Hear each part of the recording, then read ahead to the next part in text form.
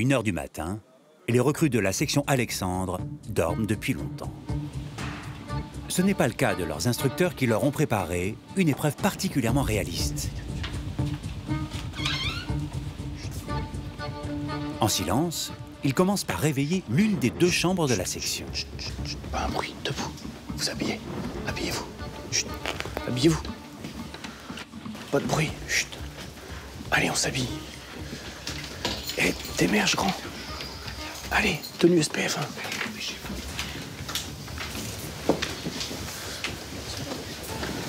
Les gars, on va se déplacer. Pas un bruit. Vous nous suivez. Vous êtes l'un derrière l'autre, la main sur l'épaule de votre pote de devant. Le premier qui parle, il se fait dessouder. Allez, baissez la tête. Baissez la tête. Allez, on baisse la tête.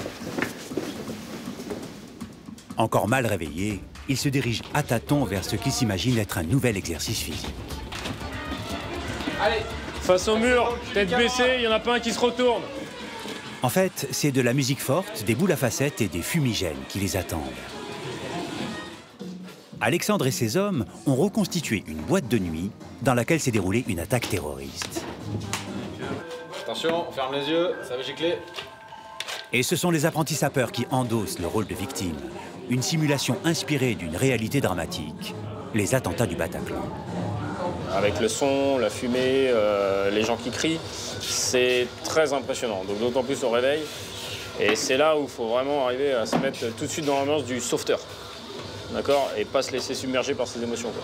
Et c'est pour ça que tout est mis en place, en fait. C'est good? Ok. Les instructeurs vont maintenant chercher les autres recrues de la section. Ce sont elles qui doivent agir en sauveteur. C'est là où on va commencer déjà à voir la réaction de certains en plein sommeil. Là, on va voir qu'il y en a, ils savent plus où ils habitent. On y va. Allez, debout! Allez, allez, allez, allez, allez!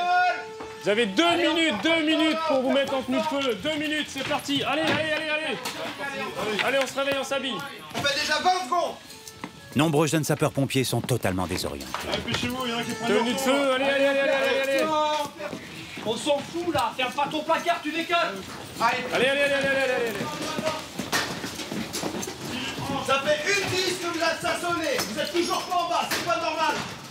Les instructeurs mettent la pression sur les retardataires. Il vous reste exactement 35 secondes! Hop, le premier camion est en train de partir! Il vous reste 10 secondes!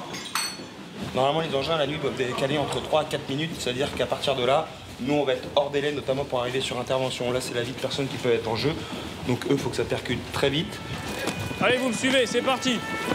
Les recrues suivent au pas de course sans savoir où elles vont. Les instructeurs vont tester leur réaction lors de l'exercice. On est là, 1, 2, 3, 4, 5. Allez, on y va, vous restez près de moi. Allez, suivez. Dans la cave, c'est une simulation de scène de chaos. Les sapeurs victimes ont pour consigne de crier et de faire du bruit afin de créer du stress chez les sauveteurs. Ok, stop, allez. Emplacement du matériel, là-bas. Allez, posez le matos, posez le matos. Vous êtes deux, vous êtes deux, vous êtes deux. Vous me faites un pansement compressif à carotide. Allez, tourniquet. Si t'en as plus, tu me fais un truc de fortune. Allez, tu me fais un garrot de fortune. Face aux multiples blessés, certains apprentis pompiers semblent complètement perdus. Ils savent que ce n'est qu'un exercice, mais ils sont incapables de réagir seuls. D'accord, tu me fais un garrot tourniquet, c'est parti. Allez, on évacue, on sort, on sort. En tout et pour tout, l'exercice n'aura duré qu'une dizaine de minutes. Victime, sauveteur, à l'intérieur, fin de manœuvre. C'est le moment du bilan et pour la première fois, Tristan et ses camarades prennent la mesure du métier.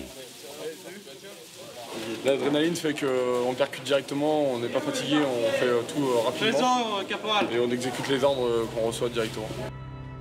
Mais c'est une autre leçon que le chef de section Alexandre veut que ses futurs pompiers retiennent. On est la génération attentat.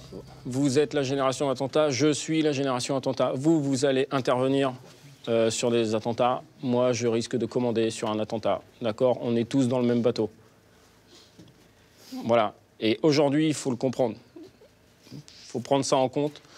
Et en considération, demain sur Paris, tout peut arriver. Tout peut arriver, pour vous comme pour moi.